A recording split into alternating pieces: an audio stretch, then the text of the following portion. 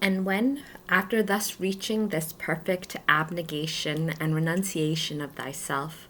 thou shalt have freed and disentangled thyself from all earthly things, seek the Lord, raising thyself with the swift wings of the dove toward the high habitation in which he, in his condescension, wishes to place thy spirit,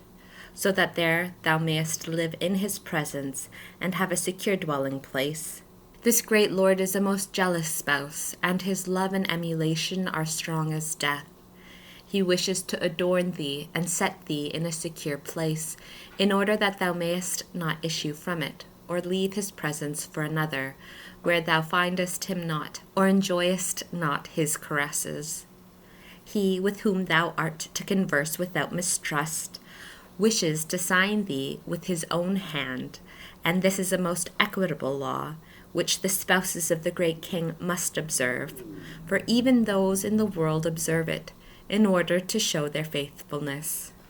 It is due to the nobility of thy spouse that thou observe a behavior corresponding to the dignity and position conferred by him, without descending to anything not befitting this estate, or making thee unworthy of the adornment lavished upon thee for entrance into his bridal chamber. Next I require of thee that thou despoil thyself with diligence of the vestments torn by thy faults and imperfections, soiled by the effects of sin, and made odious by the inclinations of nature. His Majesty wishes to wash off the stains, to purify and renew thee with his beauty, but under condition that thou never lose sight of the poor and despicable vestments of which thou hast been divested, so that in the memory and knowledge of this benefit thou mayest spread the odor of sweetness for this great King by the nard of thy humility, and so that thou mayest never forget the return which thou owest to the author of thy salvation. Thus will he, by the precious balsam of his blood, purify thee, heal thy wounds, and enlighten thee copiously. In addition to all this voice continued to say, in order that thus forgetting all earthly things thou mayest be coveted by the highest King, seek to adorn thyself with the jewels which he, in his pleasure, has prepared for thee.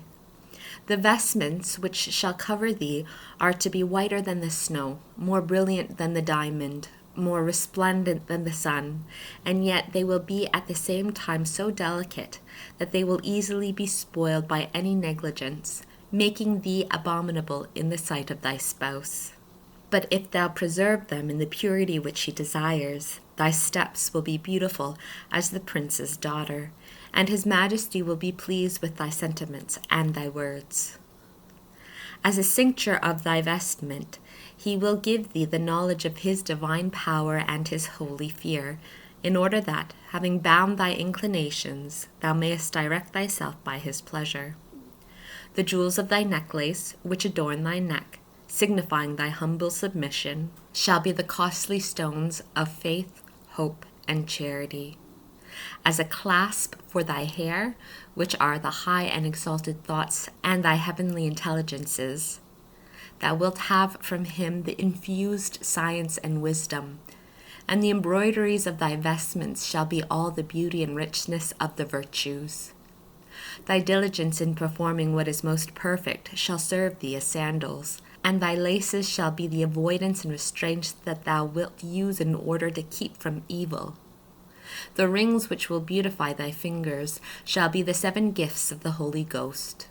and the beauty of thy face shall be the participation of the divinity, which on account of his holy love shall shine therefrom.